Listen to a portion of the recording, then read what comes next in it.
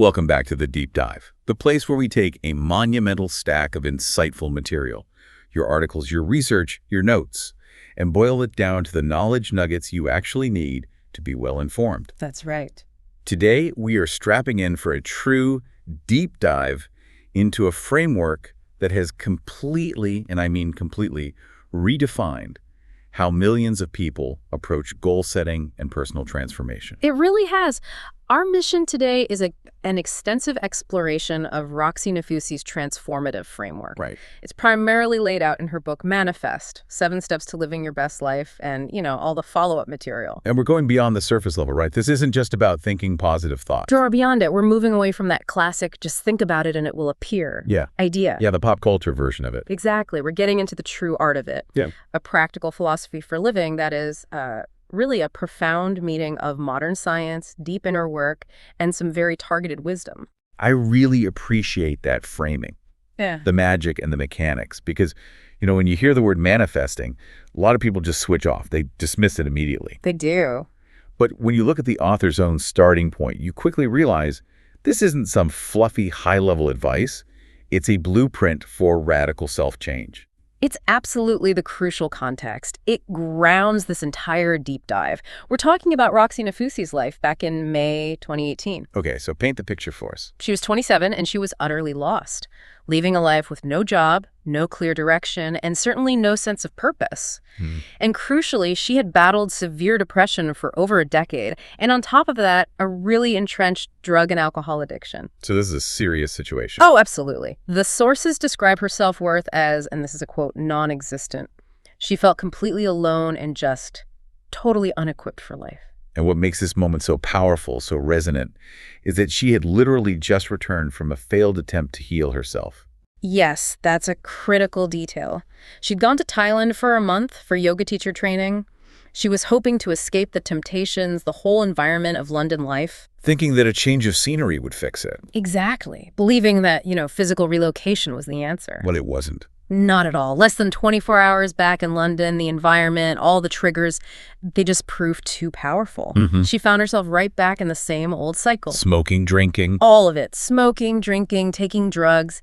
And she recognized in that moment that she had hit her absolute undeniable rock bottom. The moment of complete crushing despair. That's the one. So what was the catalyst for this shift? I mean, where does the path even begin to emerge from that kind of despair? It was in that moment of hopelessness. A friend, her name was Sophia, sent her a link to a podcast. A manifesting podcast. A manifesting podcast. Nafousi listened, and she was literally just sitting in a chair waiting for a manicure. And something about the practical application of the concepts just clicked profoundly. It wasn't about wishing. No, that's the key. It was about accepting responsibility and focusing your energy. And this is where the rapid transformation starts, isn't it? It's almost unbelievably fast. It really is. She immediately decided the first major high-impact goal she wanted to manifest was unconditional love. A big goal. A huge goal. She started applying the first learnings she took from that podcast, focusing on the feeling of being loved. And just 1 week later... A week? 1 week, she received a message on the dating app Raya. Oh, the exclusive one. That's the one. Ugh. From an Australian actor named Wade Briggs. And the connection was? Instantaneous. And profound. He was only scheduled to be in London for 4 days before heading back to Australia. But after their first date, the connection was so undeniable that he canceled his flight home. Just like that. Just to stay a bit longer and see what happens, his words. That is an incredible, almost cinematic sequence of events. And the unfolding didn't slow down from there. Not at all. 3 months later, she was pregnant. And their son, Wolf, was born on June 7th, 2019. Get it. Exactly 1 year to the day after she received that first message from Rayvade. Wow. That's a clear, dramatic demonstration of synchronicity, of focused intention. It's hard to argue with. So if we fast forward 3 years from that rock bottom moment, the results are just staggering. It wasn't just the unconditional love she was looking for. It was complete freedom from addiction, a successful, purposeful career, and maybe most critically, self-love. The self-love she thought was forever out of her reach. The magnitude of that transformation from crippling despair and addiction to stability, success, genuine fulfillment, that must have been what made her realize this was something she had to share. Absolutely. It made her realize that manifestation wasn't just a trend, it was a teachable, replicable system. Most people only understood that surface layer, the passive visualization part. Right. Her purpose then shifted. It became about streamlining and teaching her simple, yet really comprehensive 7-step guide to the masses. So she saw this as a structured self-development practice, a philosophy for living that required you to be an active participant. Yes, and she's quick to point out that while her framework is modern, the concept itself has deep, enduring roots. This isn't a new invention. Not at all.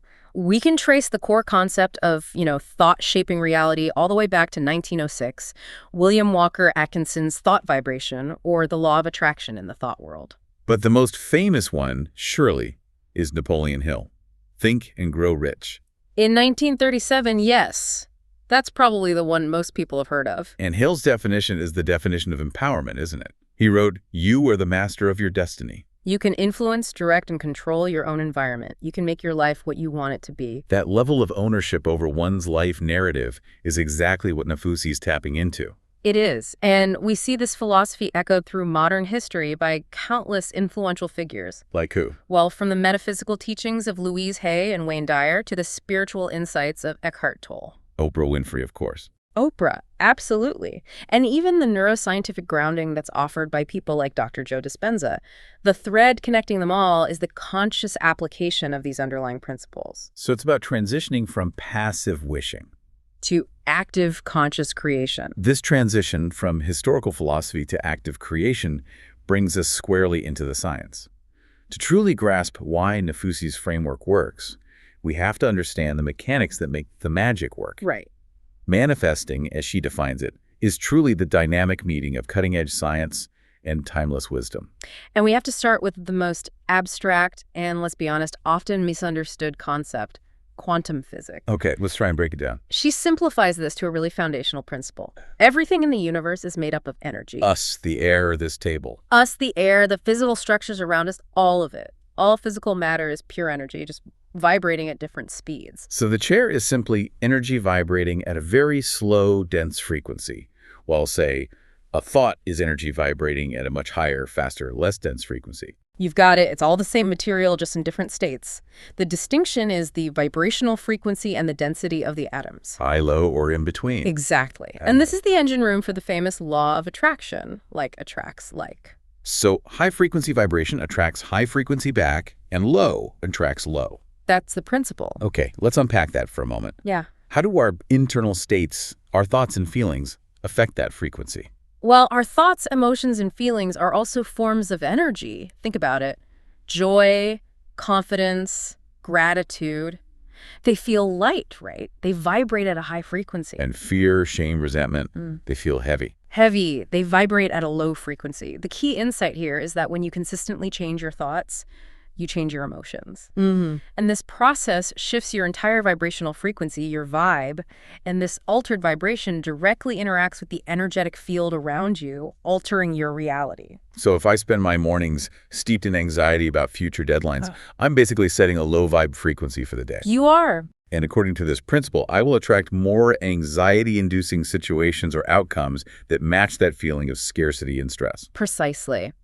Nafousi stresses that this is why high vibe terminology isn't just spiritual jargon.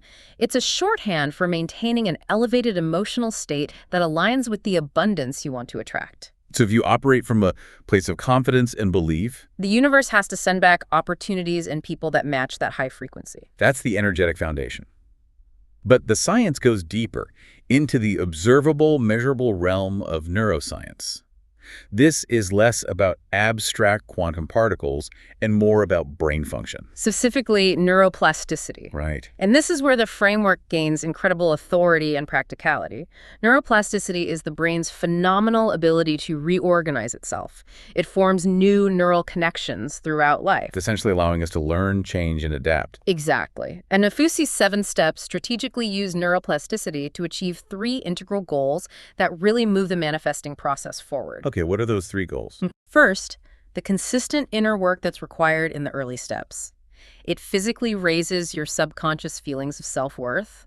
You are literally creating new neural pathways that affirm that you deserve good things. Okay, so you're rewiring your brain for worthiness. That's a great way to put it. Second, it helps you override deeply ingrained, limiting beliefs that have been running on autopilot for years. And the third goal is critical, right? It connects back to that idea of being proactive. Yes.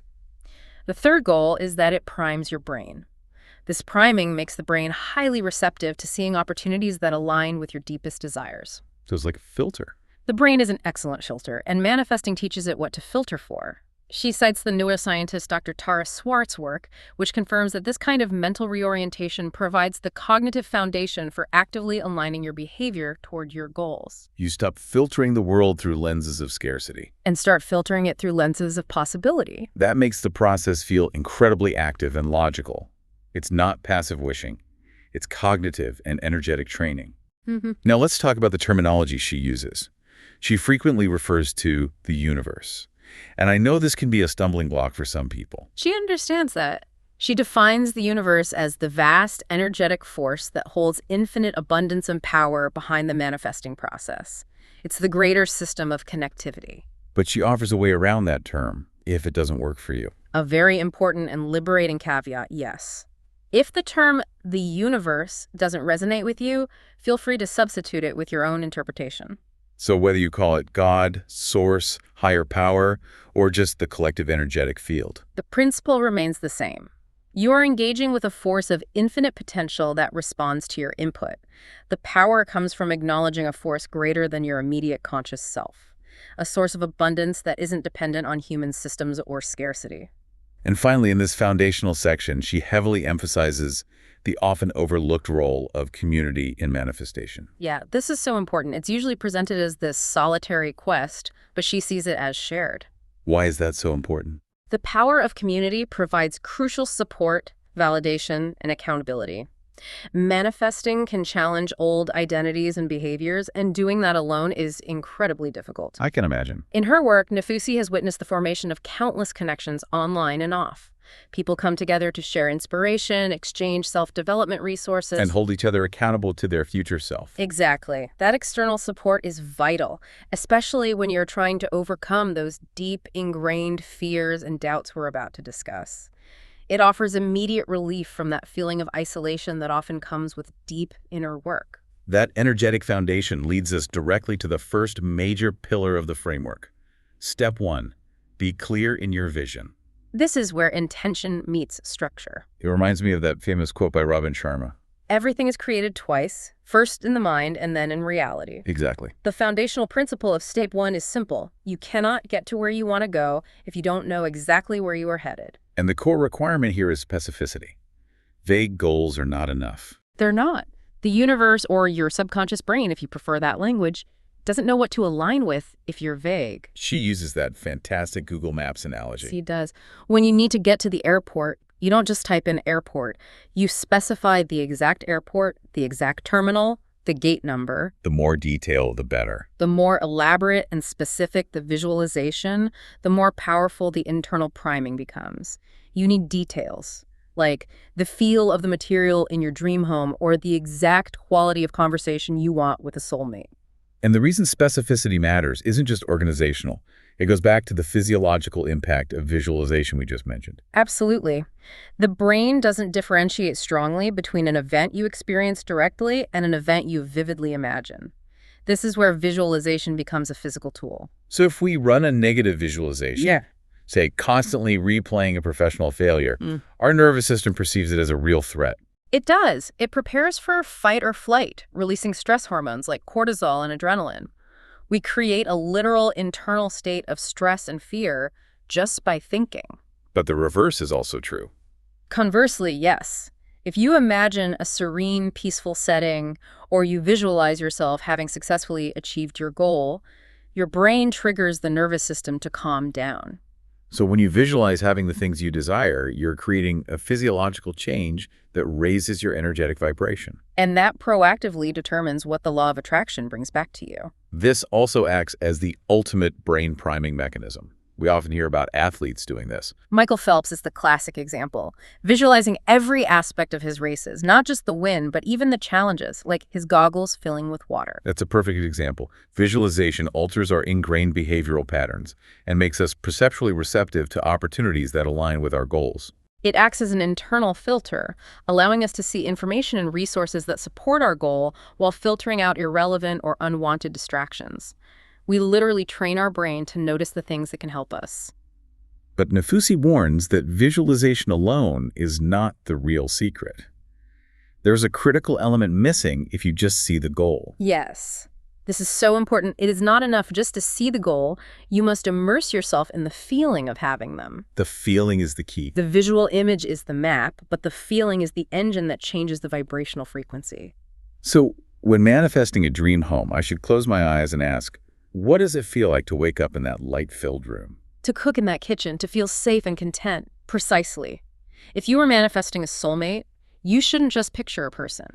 You must conjure the feelings of unconditional love, safety, intellectual warmth, and just being at home with that person. And what if you're feeling so lost you don't even know what to visualize? Then you can focus entirely on manifesting a feeling instead. Confidence, peace, satisfaction. She shared a beautiful anecdote that crystallizes this, about a client who felt completely directionless. Yes.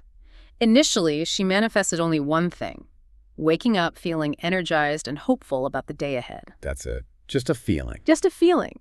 But that internal shift was so fundamental that it led to a complete transformation of her external world in 6 months. It proves that the internal work is the prerequisite for the external manifestation. This clarity of feeling brings us to the most important question in this step. Who do you want to become? Exactly. Visualization must shift focus from external objects to the person you want to be, your future self. We have to move past the superficial list of acquisitions and dive into identity. So I have to ask myself, how does this future version of myself feel physically, emotionally, energetically? What are their daily habits? What are their core values? How do they handle conflict? What do their relationships look like? The insight here is that the greatest gift of manifesting is not attracting possessions. It's about unleashing the most empowered, authentic, self-loving, and magnificent version of ourselves that already exists within us. It's an awakening, not a creation from scratch. And how do we connect with this future self? Regular visualization via meditation is recommended. It doesn't need to be a marathon session. Just sit quietly, focus on your breath, and allow your imagination to travel forward for 10 to 15 minutes a few times a week. And then comes the vision board, the external representation of all this internal work. Right. But she provides a strong warning. The board must be completely authentic. This is a massive stumbling block for many people, isn't it? Comparison. It is. The board cannot reflect what you think you should want based on societal pressures or what your friends are doing. Comparison is toxic to manifestation because it's based on lack and external approval, which instantly lowers your vibe. The board must honestly represent the person you truly want to become. And prioritize things that bring genuine fulfillment, like purpose and deep connection, not just fleeting status. Let's break down the 7 steps she provides for creating one. It sounds less like a craft project and more like a sacred ritual. It really is. First, set the scene. Light candles, play relaxing music. Make it a dedicated event. Second, choose your medium writing, images from magazines, whatever works for you. Third, choose your timeline. 6 months, 1 year, or 5 years. And fourth, this is where the inner work connects. Get in the zone. Yes. Before you start, pause, take deep breaths, and embody the feeling of that future self. Ask the core questions about feelings, home, profession, pride, and let yourself be completely free. Fear and doubt masquerade as realism. Exactly. The vision board should expand the mind's boundaries, not limit them. Fifth, she suggests separating your life into 6 categories: personal development, love, career, friends and family, home, and hobbies. And then you design your life. 6th, yes, design your life. And here's the unexpected step that differentiates Nafousi's approach. Step 7, put it away. Put it away. That flies in the face of what so many other experts say. Why the secrecy? Her rationale is compelling. The first reason is what she calls the manifesting sweet spot. You must be clear in your vision and completely grateful for what you currently have. So if I stare at a picture of my dream mansion every day, I might inadvertently reinforce the feeling of lack in my current life. Exactly. It can disrupt your gratitude and lower your vibrational frequency. Daily viewing can constantly focus on what's missing, signaling scarcity rather than abundance. And the second reason? The board must be sacred, honest, and unfiltered. If it's public on your wall or your phone screen, you might subconsciously hold back on your deepest, boldest dreams to avoid external judgment. That makes profound sense. The dreams we only share with ourselves are often the truest and most ambitious. Right.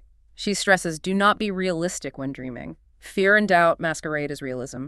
The vision board must expand the mind's boundaries. And step 1 concludes with an essential reminder about self-identity and change. Yes. That old belief that a leopard never changes its spots holds so many people hostage to their past. Change is inevitable. To progress, you must consciously and compassionately let go of the person you once were and the person you thought you should be. Honor your daily transformation. And recognize that the self you are today is ready to shed the skin of the past self that was limited by fear. Now we move into step 2, which is often the point where most people abandon manifestation. Because it is the deepest and most challenging work. Remove fear and doubt. This is the continuous inner work that dictates how successful all the other steps will be. This step hinges on understanding the massive influence of the subconscious mind. We are not manifesting from our conscious thoughts alone. Absolutely correct. We are manifesting from our subconscious beliefs about what we deserve. Research estimates that only about 5% of our cognitive activity is conscious. 95% is subconscious. 95% of our thoughts, reactions, decisions, and feelings are being driven by that powerful subconscious mind. So I can consciously read my affirmation every day. I am worthy of a high-paying job. But if my subconscious is holding on to a decade of messaging that says, you're an imposter and you will always fail, the subconscious is going to win. It will win 95% of the time, effectively blocking the manifestation. Fear and doubt manifest as deep-seated insecurities, limiting beliefs, feelings of unworthiness, a profound lack of trust in the universe or in your own capability. She had to face this very belief in her own life, recognizing that her self-imposed financial ceiling was a direct result of old trauma. For years, her limiting belief is that she could never be successful or financially stable in her own right.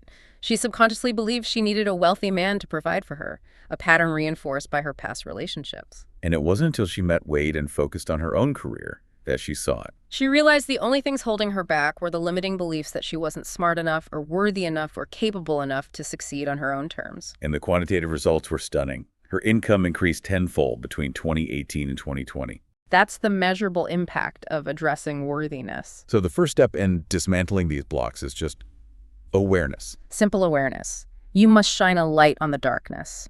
Identify the fears by asking, do I truly believe I am worthy of this? What old limiting beliefs are holding me back? Write them down. Giving them a voice takes away their silent power. And this leads us to what she calls the stimulus trap. This is a core lesson in true inner work. We must stop treating the symptom and address the root cause. She uses a concept that translates to treating the symptom versus treating the root cause. Many people focus only on the surface behavior. Walk us through how that manifests in daily life. Her anecdote about the text argument is perfect. She had a trivial misunderstanding with her ex-boyfriend over text, and he wrote, "I can't keep doing this," meaning the argument itself. Okay. But her mind, influenced by old, unhealed trauma around rejection and abandonment, immediately misinterpreted it as, "I can't keep doing this with you." So the argument itself was the symptom, the surface issue. But the disproportionate, overwhelming feeling of terror and rejection was the result of the underlying root cause, the unhealed trauma. So when trauma remains unhealed, we're easily stimulated. We react illogically or disproportionately to current minor events. The goal of inner work isn't to stop arguing over texts, but to break the underlying pattern. We have to pause and ask, is my current reaction logical, or is it influenced by old wounds? And once we're aware, we need tools. What are the most actionable strategies she provides? She provides 4 powerful tools, starting with mastering your thoughts. The key leverage point here is that the subconscious mind ultimately obeys the conscious mind. We have to consciously feed it empowering thoughts. Considering we have up to 60,000 thoughts a day, and most of them are negative and repetitive, that seems monumental. It is, but the simplifying factor is that we can only hold one thought at a time. The commitment is to choose to replace the negative default thought. Become your own cheerleader. Exactly. Nafousi says it felt awkward and silly at first. Replacing the inner critic, "You're a failure," with affirmations, "You can achieve anything," felt artificial. But she committed to it, and within 2 months, the empowering voice became the leading inner narrative. So it's about shifting the question we ask ourselves. Instead of, what if it doesn't work out? We must consciously pivot to, what if it does? And this leads to the power of reframing perspective. Her story about the rejected article submission is the perfect demonstration.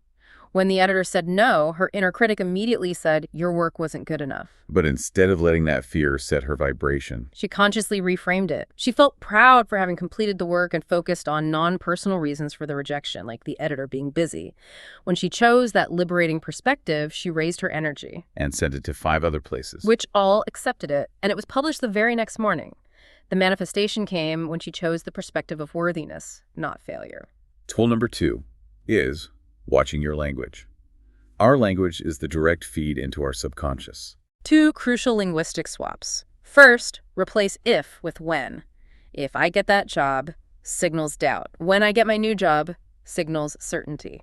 And second, focus only on what you do want. Not what you don't want. So instead of talking about not being in debt, you talk about achieving financial freedom. Because when you talk about unwanted outcomes, you mentally and emotionally experience them. Reinforcing those low-vibe experiences, she also emphasizes accepting compliments. We're conditioned to use self-deprecating language, right? Someone says, you look great, and we say, oh, I'm exhausted. We deflect the praise. But by dismissing it, we subtly chip away at our self-worth. The simple, radical, self-loving practice is to stop rejecting praise and just say thank you. Tool number 3, using mantras and affirmations.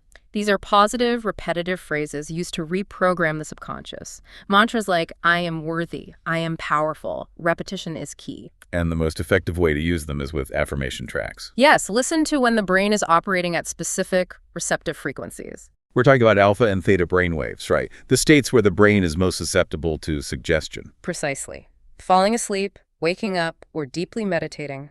Listening to positive affirmation tracks during these states allows the subconscious to absorb the positive messaging most effectively, overwriting those limiting beliefs. And finally, tool number 4, practicing visualization specifically to evaporate doubt. This is the evaporating ball visualization. You close your eyes, take deep breaths, and visualize all your fear, doubt, and insecurity as a dense, heavy ball of dark matter. Okay. Then, with each slow, deep inhalation of positive energy and light, you visualize the ball shrinking, dissipating, and eventually evaporating into nothingness. That's extremely useful for those who feel completely overwhelmed by their inner critic. It helps externalize that critic and take away its power. It allows you to change the channel in your mind from the worst-case scenario to the best possible outcome. Which brings us to a deeper exploration of Step 2's core engine, self-love. This is not just a beneficial habit. Nafousi stresses that it is the driving force and the foundational prerequisite upon which all the other steps are built. Meaning that without self-love, even the clearest vision board and the most proactive behavior will falter. Because the subconscious still believes, I am not worthy of this. Exactly. A vision board is useless, and aligned behavior will be met with self-sabotage if you treat yourself with contempt daily. So how does she define self-love? It's often confused with self-indulgence. She defines it as truly valuing your own well-being, championing yourself through challenging times, letting go of debilitating judgment and regret, and offering yourself the same radical kindness and forgiveness you would offer a beloved friend. And the practices that reinforce this are constant things, like self-care, setting boundaries, prioritizing sleep, saying no. And crucially, cultivating self-love comes down to becoming acutely aware of the choices we make in every single moment. You must learn to pause and ask, am I acting in a self-loving way right now, or am I choosing self-sabotage? Every small decision becomes a referendum on self-worth. Precisely. This brings us to the 3 commitments for self-love. First, become aware and mindful. Pause and ask, is there a more compassionate way to approach this? The second commitment is honor where you are today. This acknowledges that our capacity shifts daily. Your best is a moving target. If you're at a low vibe 3 on the energy scale, self-love means giving yourself permission to rest. If you're at a 9, self-love means channeling that energy toward your goals. And the third commitment is the balance. Honor where you want to be tomorrow. This is where self-discipline becomes a form of self-love, avoiding instant gratification that sabotages your future self. The ultimate practice is finding that perfect, difficult balance between honoring what you need today and what your future self needs for success tomorrow. And finally, she connects self-love profoundly to forgiveness and non-judgment. This is the most difficult part. Holding on to shame, guilt, and resentment keeps energy trapped and the vibration low, locking you in the past. She gives the powerful example of the client who had been cheated on by 2 past partners. The client internalized the blame, creating a subconscious fear that history would repeat itself. This fear acted as a block. By working to process the trauma and offering herself compassion, she was able to remove the block, raise her vibration, and meet her fiancé shortly after. So forgiveness is the release mechanism that raises the vibration. Yes. You must acknowledge 3 core truths. You were doing your best then. There is always a valuable lesson, and you are not the same person now.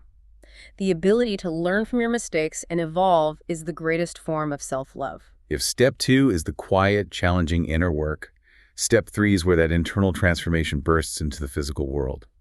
Align your behavior. This is the action step, where you show the universe in action what you truly believe you deserve. This is the crucial differentiator from the passive law of attraction. Manifesting is not passive. You can't just visualize and wait for the postman to deliver your dreams. You must be proactive, embody the energy you want to attract, and consistently step outside your comfort zone. So proactivity is non-negotiable.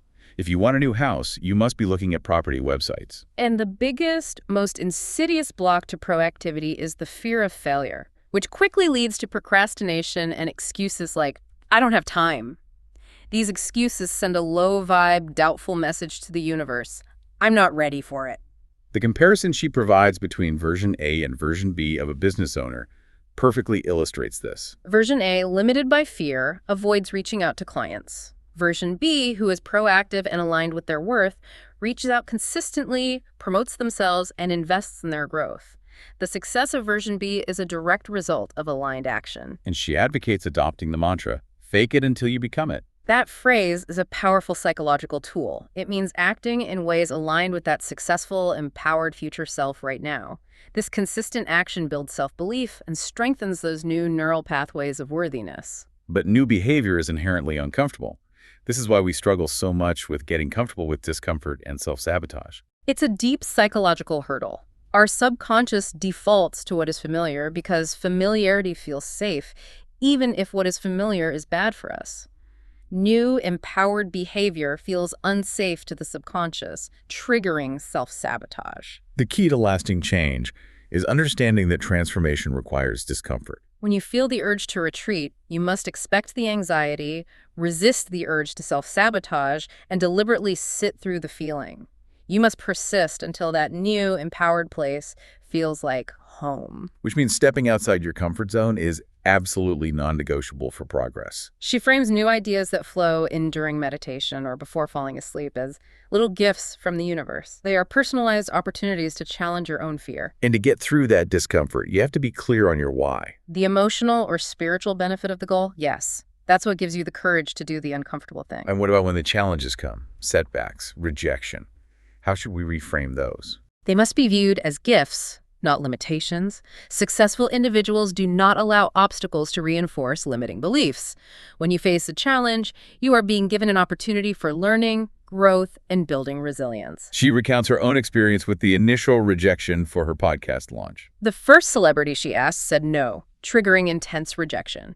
She acknowledged the feeling, but consciously reframed it as a test of her worthiness. She realized that if she let that one no stop her, the universe would assume she wasn't ready. So she persisted. Sent 5 more messages, and they all said yes. The podcast went on to massive success. That entire outcome hinged on viewing the initial rejection as a temporary challenge, not a permanent judgment. And for overcoming that momentary hesitation, she strongly advises using Mel Robbins' 5-second rule. It's a powerful anti-procrastination tool. When your instincts fire up and you feel that immediate hesitation, you count backward 5, 4, 3, 2, 1 and move. This physical action prevents the brain from generating the excuses that kill the inspired idea. Then there's creating healthy habits. Systematically aligning behavior through consistent, high-vibe daily practices. Habits are the physical foundation for lasting change. You must commit to forming habits that align with your future self. If your future self is calm and organized, you must start waking up early and meditating now. The contrast she draws between person A's and person B's morning routines is illuminating. Person A wakes up rushed, scrolls social media, and arrives at work low vibe and reactive. Person B wakes up early, meditates, enjoys a coffee ritual, and sets intentions. These small habits compound, completely changing the quality of your life. And finally, we arrive at authenticity. Living authentically is essential for sustained manifestation. We are most magnetic when we express our deepest, most honest truth. The primary block is people-pleasing, and the need for external validation. We must choose our truth over external approval. Her partner, Wade, uses a beautiful garden metaphor. You are a garden filled with plants, which are your beliefs. Some are weeds limiting beliefs, self-doubt. Authenticity is gently removing those weeds and choosing to nurture only the plants that reflect the magnificent person you choose to be. What an extensive and practical framework. We've covered the first 3 core steps of Nafousi's guide, starting with a clear, specific, and authentic vision. Then tackling the core blocks of fear and doubt by cultivating deep foundational self-love and addressing old trauma. And finally, aligning our behavior through focused proactivity, radical habit formation, and authentic action. It's clear this manifestation framework is not a passive pursuit of luck. It is a profound self-development practice centered entirely on demonstrating and reinforcing self-worth. Every conscious choice you make, from resisting self-sabotage to simply saying thank you to a compliment, is a daily demonstration of self-love. And that fundamentally strengthens your ability to attract abundance. It is the demanding yet rewarding meeting of science, deep wisdom, and continuous aligned action. This is the necessary inner work required to truly create and live your best life. And that leads to our final provocative thought, something for you to mull over as you integrate these steps. The most challenging part of this entire journey is often the requirement to let go of control and accept the vulnerability necessary to honestly assess where we are currently settling for less. So consider this. When will you stop allowing the fear of failure or the comfort of the familiar to keep you rooted in the fearful version A of yourself? And instead, fully embrace the discomfort required to live as version B, your most magnetic, magnificent, and empowered self. The action we know must start today. Welcome back, learner, to the deep dive. We are continuing our exploration into the world of manifesting, drawing on the wisdom from Roxie Nafousi's work. That's right. We've already, laid the essential groundwork, getting that clarity, working through the self-doubts and aligning our behaviors. But today we are going to dive deeper. Much deeper. We're moving into the realm of what feels like true mastery.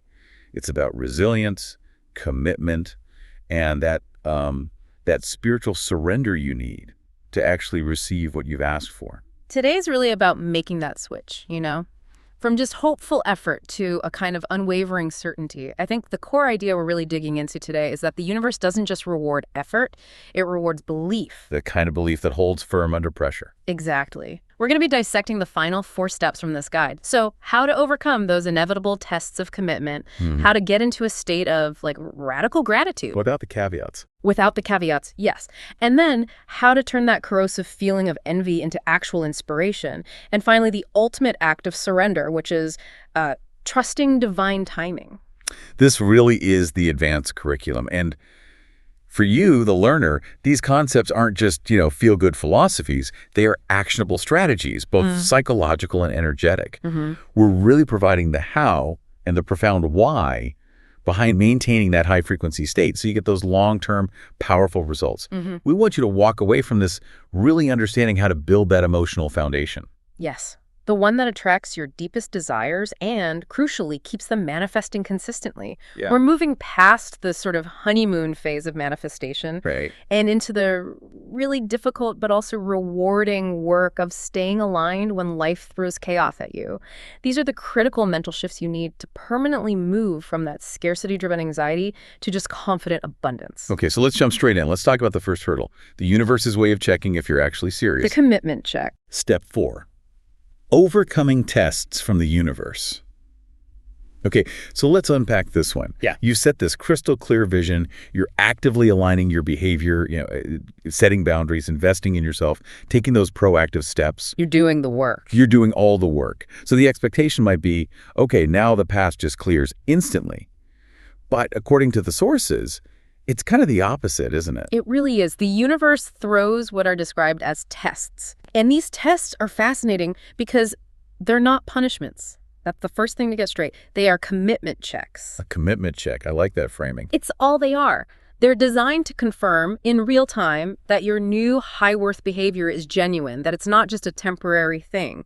So if you say you believe you deserve a better life, well, the universe will present a familiar, comfortable, but ultimately low-vibe option, just to see if you'll take it. I think a lot of people listening might be wondering, okay, but if the universe knows what I want and I've done the work, why the test? Why not just, deliver the goods? Yeah, and that's a huge question, right? And the test serves two really important purposes. First, it makes you demonstrate your self-worth through action, which fundamentally raises your internal frequency. It's one thing to think it, another to act it out. Okay. Second, it makes sure that when your desire actually arrives, it sticks. Because if you haven't proven that you're committed to being the person who deserves that outcome, you'll often self-sabotage. You'll push the good thing away. The test builds the muscle of resilience. So these obstacles, these tests, they show up as challenges, setbacks, or, and this seems to be the most common one, people and situations that tempt you to settle for less than you said you wanted. Precisely. Let's analyze a couple of really relatable examples from the source material, both about relationships, because that's where the emotional stakes are often the highest tests of our self-worth. Right. The first one is what we can call the test of the X. Ah, a classic. So you visualized this healthy, fulfilling, committed partnership. You've done the work to remove that limiting belief that you're not worthy of great love.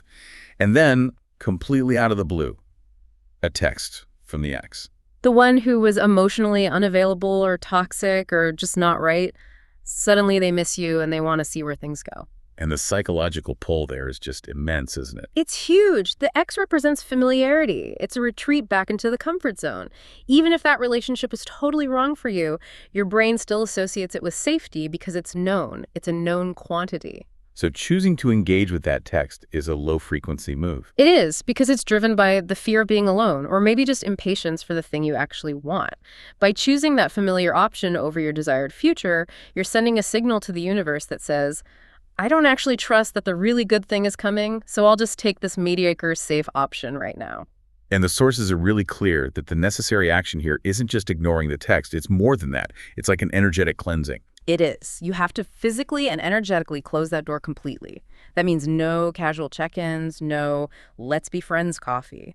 Because any kind of re-engagement gives you that tiny hit of validation or comfort, and it just siphons energy away from your real vision. It literally creates a block. Because you're telling the universe you still need that external validation to feel worthy. You got it. Instead of being internally anchored in your own self-love, that's the low worth pattern, and it just manifests more doubt and blocks the high-quality love that you're actually trying to call in. Okay, so then the second relational test is the red flag relationship. This is where you meet someone new, the chemistry is, undeniable, they seem promising. But then pretty quickly, the warning signs appear. They blow hot and cold, they're inconsistent, maybe they show disrespect through always being late or just not following through on what they say. And this is a classic test of boundaries and self-worth. It's a huge one. Are you willing to ignore those clear, brightly colored flags just because of that initial emotional high? If you settle for that person, you're accepting what psychologists call intermittent reinforcement. Which is a relationship pattern that's, it's psychologically addictive, but emotionally it's just destructive. Absolutely. The inconsistency keeps hope alive. You're always waiting for the good version of them to show up again. But the disrespect just erodes your self-esteem bit by bit. So the real measure of self-worth alignment here is consciously choosing to break that addictive pattern. It's walking away and saying, no, I am worthy of consistency and respect. And that's the high vibe choice. Settling in that scenario comes entirely from fear. Fear that this is the best you can do, or fear that finding a true connection will just take too long. And fear is a profoundly low frequency state. So by showing you value yourself enough to be alone rather than, poorly companioned, you send this incredibly powerful signal. A clear signal that you're ready for your true desire to arrive. And this conceptual pivot, it takes us to the absolute core of this whole philosophy, really. It's the battle between the scarcity mindset and the abundance mindset. And settling in any area of your life, a toxic job, an apartment that's almost right, unsatisfying friendships, it's always rooted in that scarcity-driven anxiety. A scarcity mindset operates from the assumption that the world is a zero-sum game. If someone else gets the promotion, there's less opportunity for me. If a relationship ends, well, there's less love available out there. It just sees life as a series of limited resources. Which breeds this intense fear, competitiveness, and doubt. Exactly. And the sources counter this so beautifully with the abundance mindset, which trusts implicitly that there is plenty. An infinite supply of success, of love, of health, of opportunity. And this is where that jean shopping analogy from the book is so effective. I love this one. When you're shopping and you try on a pair of jeans that are, almost right, You don't panic and buy them out of fear that they're the last pair of jeans in existence. No, of course not. You trust that the world is abundant with perfect-fitting jeans. You just have to keep looking. We have to apply that exact, calm, trusting, abundant thought process to everything. So if the job offer is 90% right, but it's missing that one key thing you visualized, like flexibility, do you take it out of fear of being unemployed? Or do you put it back, confidently believing that a 100% aligned opportunity is waiting? The abundance mindset lets you gracefully decline the 90% because you know you are worthy of the 100. And the tests aren't just interpersonal, are they? They're also the external setbacks. The house offer that falls through at the last minute, the rejection letter, the canceled plans. Yes, and when those rejections happen, the low-frequency default is to assume you're unlucky or that the universe is actively working against you. This is the moment where that resilience is forged. And the high-frequency response is to reframe the entire experience. That's it. So the actor who auditions for a huge role and doesn't get it and is devastated, they have a choice. They can sink into self-pity and doubt their talent, or they can choose to trust that the role simply wasn't aligned with their highest good. And that something better, something that requires their specific skills, is coming around the corner. This perspective, it's so deeply rooted in philosophical wisdom. I mean, you can look back to the late 19th century to the philosopher Helena Blavatsky. She wrote about these ideas in The Secret Doctrine. Wow. And her insight resonates perfectly with this. She said, "Do not be afraid of your difficulties. Do not wish you could be in other circumstances than you are. For when you have made the best of adversity, it becomes the stepping stone to a splendid opportunity." That's such a powerful distinction. Adversity isn't a limitation, it's a necessary part of growth. The setbacks are gifts. They reroute you onto a path that serves your ultimate vision even better than the one you were trying to control. Exactly. Often the universe withholds something you think you want because it knows you deserve more, something bigger, better, more aligned. The power is always in your choice. You have to consciously stand up for yourself and demonstrate that self-worth by not giving up, refusing to settle, and trusting that the redirection is for your own good. And overcoming these tests is what builds that magnetic inner strength. It raises your frequency effortlessly. And that brings us perfectly to the next step, which is all about maintaining that high frequency. Step 5, embrace gratitude without caveats. Yes. So following that commitment check, we move to this idea of radical unconditional gratitude. We've established that manifestation responds directly to your vibrational frequency, your emotional state. Right. Well, if that frequency is the engine, gratitude is the highest grade fuel you can possibly put in the tank. It really is the ultimate internal alignment tool. Because low-frequency emotions, shame, resentment, chronic fear, they attract negative outcomes. The sources gave that really compelling personal anecdote about the stylist's career failure, which just perfectly demonstrates this negative loop in action. The author talks about how she desperately wanted to be a fashion stylist, but every time she would prepare to reach out to potential clients, her internal monologue was just crippling. There's a constant stream of low self-worth. Constant. They're going to say no because you're not good enough. They'll see right through you. And so when the polite declines inevitably arrived, her inner voice just affirmed it. See, I told you so. You failed. So her career failed, not because she lacked skill or opportunity, but because her internal state was a constant magnet for failure. She was unintentionally manifesting the very outcome she feared the most. Because she was continuously generating the frequency of low self-worth and desperation, the universe simply matched the emotional signal she was sending out. And gratitude is the instant frequency shift. It is. It's impossible to feel deep appreciation and profound shame or fear at the same time. They can't coexist. And this is where the science becomes so important. The source material details Dr. Joe Dispenza's research, and this adds serious weight to the practice. This part was amazing. It's incredible. Transforming fear or anxiety into gratitude, appreciation, and kindness for just 10 minutes, 3 times a day for only 4 days can strengthen your immune system by 50%. That is just an astonishing statistic. It proves this isn't some metaphysical fluff. We're talking about measurable physiological changes in your body. How does that actually happen? Well, when you engage in fearful thinking, you activate your sympathetic nervous system. That's the fight or flight response. It floods your body with stress hormones like cortisol. Right. And chronic high cortisol suppresses your immune system. Gratitude, on the other hand, activates the parasympathetic nervous system, the rest and digest state. It actively reduces cortisol and floods your body with positive neuropeptides, literally strengthening your biological defenses. So gratitude isn't just a nice feeling. It is literally a form of mental and physical healing that optimizes our entire system to a higher frequency state. That's why it's so foundational. Absolutely. The challenge, though, is getting to what the sources call the manifestation sweet spot and avoiding that trap of caveats. I think everyone struggles with that one. I know I do. It's so easy to start a gratitude list, but then the moment something goes wrong, the caveat just rushes in. We say things like, I'm so grateful for my comfortable life, but I really need a better car. Or I love my partner, but I wish they were more ambitious. Exactly. That but is the manifestation killer. It immediately introduces a frequency of lack.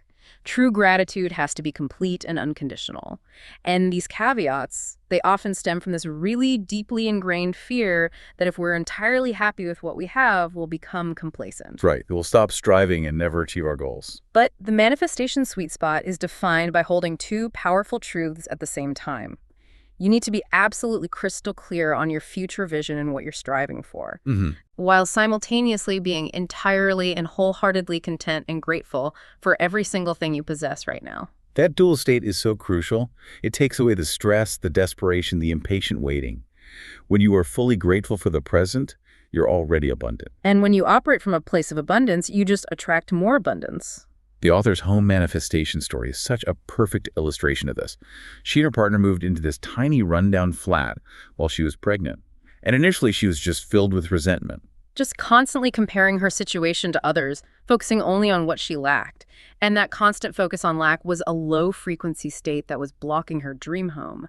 The external shift only happened because of an internal one. The COVID-19 lockdown. It forced her to see the apartment not as this temporary struggle, but as a genuine sanctuary for her young family. And it was only when she sincerely looked around and thought, I am so incredibly lucky to have a safe, warm roof over my head. This is my sanctuary. That the resentment just dissolved.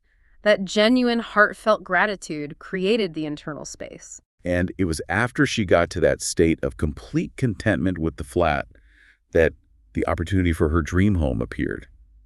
Unexpectedly, affordably, serendipitously. The abundance was already there. She just needed to align her frequency to be able to receive it. So to help cultivate this, the sources detail some really specific practical tools. They're designed to rewire your neurological pathways, to train your brain to notice abundance automatically. Yeah, the first one is gratitude journaling, which has two really effective techniques. The first is structured gratitude lists. So you write down 15 items every day, divided into 3 categories. Okay. 5 things you're grateful for about yourself, your health, your kindness, your intelligence. 5 things about your life, your job, your family, your home. And 5 things about the world, nature, good news, community. And that structure is really powerful because it forces you to look beyond the superficial stuff. Even on a really bad day, you can always find 5 physical attributes or 5 things about the outside world to appreciate. It ensures a consistent baseline of appreciation. But the technique the author personally championed is the positivity journal. I love this idea. It's fantastic. This is where you write down every single good thing that happens in chronological order, from the moment you wake up to when you go to sleep. So this can include the tiniest details, like the first sip of coffee, a funny meme a colleague sent you, a stranger's kind smile. The value of the positivity journal isn't just about listing the big wins, it's about training your attention. By chronicling every small positive event, you actively retrain your subconscious to constantly look for abundance. It prevents one piece of bad news from overshadowing the entire day. Then there's a third tool, which is so simple but so effective, it's the linguistic transformation. Replacing I have to do it with I get to do it. The language of obligation, I have to go to work, I have to go to the gym, it just implies a lack of choice. It makes the activity feel like a burden. And the skin class example really captured this. The instructor shouts, remember, you don't have to be here, you get to be here. The whole perspective just shifts. It reminds you of the privilege, the health, the mobility, the resources that even allow you to be there in the first place. That simple swap instantly shifts your internal state from obligation to appreciation and empowerment. It really does. And finally, we have to talk about mindfulness and presence. The sources warn against the danger of focusing exclusively on the future, that constant, I can't wait for, or I'll be happy when. Because if you're always living in the future, You're sending a frequency of lack to the universe. Yeah. You're implying that your current reality just isn't good enough. Which is exactly why you're advised to put your vision board away after you create it. If you're constantly staring at the goal, you can't fully embrace gratitude for the journey you're actually on right now. To cultivate real manifesting power, you have to be 100% present. 100%. If you're washing dishes, be present with the warm water. If you're walking to work, feel the air, notice the buildings. This practice of actively paying attention to life's small pleasures, the warm wind, the sound of the ocean, the perfect cup of tea, it consistently strengthens your alignment and keeps your frequency high. Okay, now here's where it gets really, really interesting. We're on to step 6, and we're tackling one of the most destructive but also universal scarcity-driven emotions, envy. Ah, yes. The feeling of discontented longing that's aroused by someone else's success or possessions. Envy is a direct result of believing the world is scarce. If they have it, there's less left for me. And envy is just so insidious because it's a self-sabotaging energy. It's inherently low frequency. It is. When we feel it, it's a huge sign that our internal cup is empty, and we're focusing our energy outward onto someone else's perceived success instead of inward on our own potential. The goal is to transform this destructive energy into productive, high-frequency inspiration. Which comes from the abundance mindset. But we have to acknowledge that the primary engine of modern envy is social media. The platforms are structurally designed to encourage comparison to these highly curated, often completely false, masked realities. Oh, absolutely. We see the final edited content, the perfect body, the dream house, the successful launch, and we compare our own messy, complex reality to that mirage. The book had a great anecdote about the woman who felt this profound envy because her social media feed showed friends constantly socializing and partying every weekend. She started to dread Friday nights.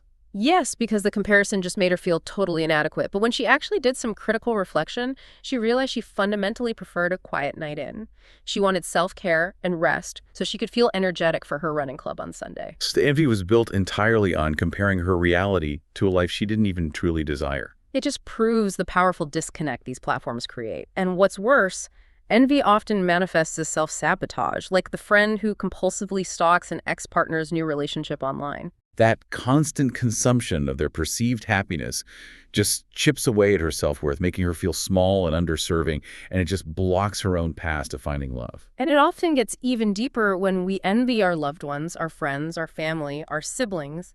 We feel this profound shame and guilt for even experiencing that emotion. Which leads to this denied envy that gets masked as harsh judgment or criticism. Exactly. You hear people dismiss a successful peer with, oh, she's so arrogant, she doesn't deserve it, or he just got lucky. And that denial is so toxic.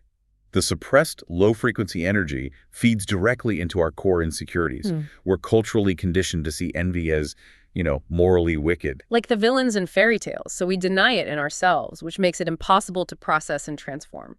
But the sources stress that envy isn't inherently evil. It's usually a representation of fear. Yes. The case study of the personal trainer illustrates this perfectly. Before she got her certification, she would look at successful trainers and feel inspired. But the moment she was certified and started her own business, the inspiration just evaporated and envy took its place. Why the shift? Because before, their success was distant. It was aspirational. Now it was competition. Her underlying fear wasn't that she didn't deserve success.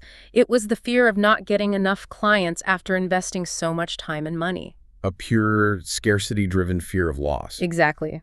Envy was just the symptom of her underlying limiting belief that there wasn't enough business to go around for everyone.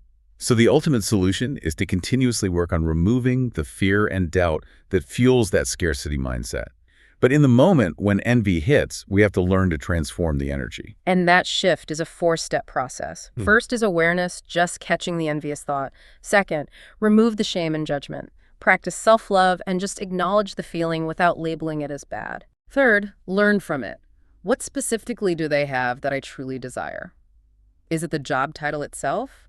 Or is it the financial freedom it represents? Or is it their confidence? And then the 4th step is the most profound. Turn it into inspiration. This requires an immediate mindset substitution. The low-frequency envious thought, which says, they have it, therefore I can't have it, has to be instantly replaced by the high-frequency inspired thought. They have it, And this shows me that success is possible and I can have it too. Inspiration is the abundance mindset in action. It is. It says, there is an endless supply, and their success just proves the possibility of mine. It's using their achievement as clarifying data for your own vision. So if you see a friend successfully launch some niche tech business and that envy signal hits, you don't stay in that low-frequency comparison loop. No, you shift. I am so happy to see someone build a business that provides freedom. This proves this path is viable, and now I'm going to explore the specific actions they took that I can maybe replicate. You use their success to clarify and enrich your own vision. This transformation is so critical for maintaining a high-frequency community. Tearing other people down with gossip or criticism is so low vibe. It actively sabotages your own manifesting power because you're affirming scarcity. Celebrating other success is high vibe because it affirms abundance and possibility. And the final connection point here is that gratitude and envy just cannot coexist in the same emotional space. Not at all. The more unconditional self-love you cultivate, which means your own internal cup is full, the less room there is for the trigger of outside achievements to affect you negatively. When you're truly rooted in gratitude for your own journey, their success becomes pure inspiration. It's not a measure of your lack. Which brings us to the final step. This raises a really important question. We've reached the final and often the most difficult step. Step 7, trust in the universe. After all of this, the clarity, conquering doubt, aligning behavior, passing the tests, cultivating gratitude, transforming envy, the final required act is complete surrender. This trust, it's that profound internal knowing feeling that your desired outcome is assured, regardless of the precise journey or the timing. And trust, in this context, it's the bridge between your action and actually receiving the outcome. If you truly trust, you operate from a place of assuredness. Rejection stops feeling like proof of your unworthiness and starts feeling like simple redirection to something better. You stop settling entirely. Completely. Because you know that demonstrating high self-worth will be rewarded. But we have to make a critical distinction here. Manifesting is not about controlling your future. It's about surrender. That's it. You actively visualize and you take aligned action, but you have to surrender the how and when. If we try to micromanage the journey, we leave all this space for fear and anxiety to creep in, which are the opposites of true trust. This is where that Google Maps analogy is so incredibly useful. It's perfect. When you punch in your exact destination, you trust the system implicitly to get you there. You don't jump out of the car when it takes an unfamiliar route or you hit a traffic jam. You trust the intelligence of the program. Manifesting is the program. Yes. You have to maintain your high frequency and take the actions you're directed to take, but you have to trust the program to handle the routing. And feelings of unwavering confidence, assuredness, and complete faith, those are all high-frequency emotional states. They allow you to effortlessly attract abundance because there's no emotional static, no doubt or desperation interfering with the signal. But the greatest saboteur of trust is impatience. Oh, without a doubt. Impatience is the refusal to accept divine timing, the universe's perfect schedule.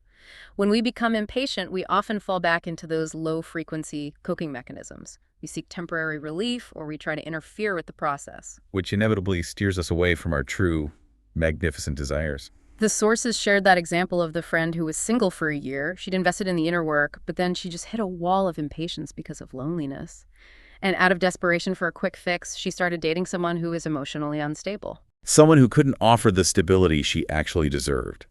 She settled for temporary relief, and she interfered with the process. It was only when she consciously broke off that toxic relationship, recommitted to her self-development, and fully surrendered the urgency of finding the one that she created the energetic space. By letting go of waiting and just embracing the joy of her present, self-sufficient life, she quickly met the man who is now her fiancé. So the trick, then, is to stop waiting. Yes. Desperate waiting is a low-frequency state. When you're certain the outcome is guaranteed, you can enjoy the present moment, which connects back perfectly to Step 5, gratitude. You replace anxious waiting with joyful anticipation and presence. So trust really acts as the glue that binds all 7 steps together. And the sources encourage us to actively look for coincidences or serendipitous moments to build and reinforce this faith. Exactly. If you're thinking about an idea and you instantly get an email about it, or you run into a key person right after setting an intention, these aren't random. They are confirmations that strengthen your trust in the energetic force of the universe and your own ability to create that alignment.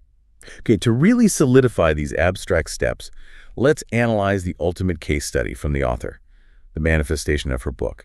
This story just beautifully illustrates how all 7 steps flow together. Yes, not linearly, but simultaneously. It all began with step 1, clarity.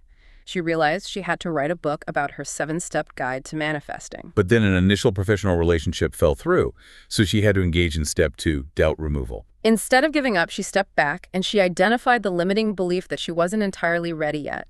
She healed those core doubts and she regained her full self-worth. And armed with that renewed certainty, she immediately moved to step 3, aligning behavior. She made this powerful, definitive internal decision that she was ready, and she took proactive action. Fearlessly. She posted on Instagram, "I am looking for a book publisher." And that audacious action generated immediate, real-world results. A respected publishing house reached out with a substantial offer. But then came the crucial pivot.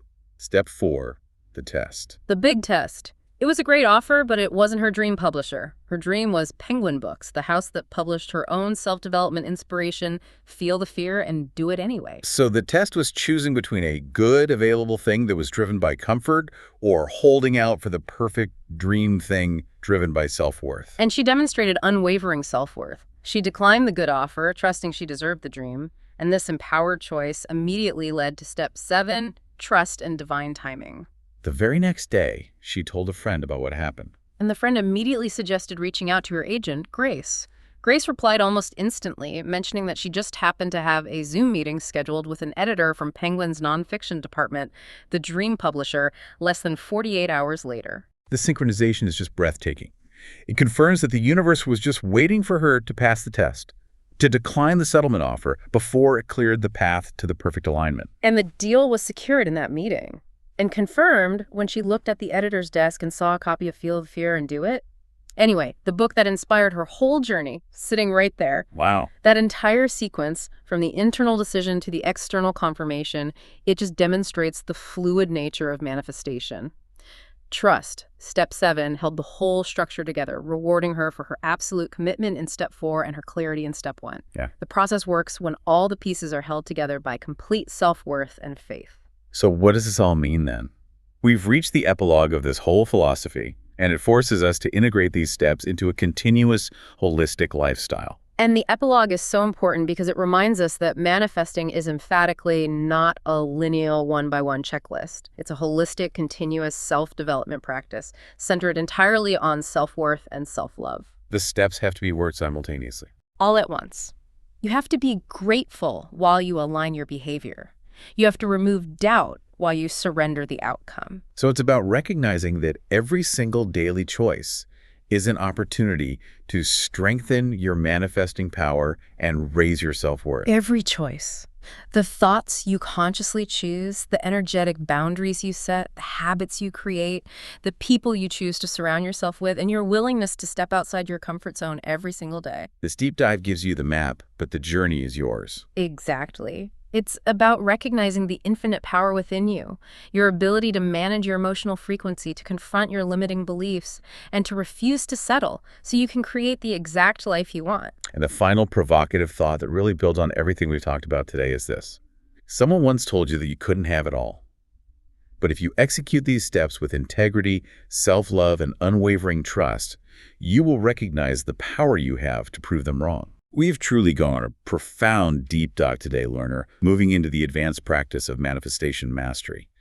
I think the crucial takeaway from these final steps is that success is driven not by, mere wishing, but by resilient internal commitment and absolute trust. It is. You have the power at every single turn to choose the high-frequency behavior of abundance over the low-frequency doubt of scarcity. And remember, this journey's ultimate goal is becoming the most empowered, authentic, and magnificent version of yourself. Your job is to commit to the practices, the daily self-love, the mindful language, the consistent gratitude, and the refusal to settle for anything less than what you deserve. And then completely surrender the how and the when to the universe. Just surrender it. Keep doing the inner work. It is the unshakable foundation upon which your magnificent future is already being built. Thank you so much for joining us on this deep dive. If you enjoyed analyzing these powerful concepts and gain new insights on how to apply them to your life, please continue your manifesting journey. We encourage you to like, share, subscribe, and follow up in the next deep dive as we continue exploring the ideas that empower you.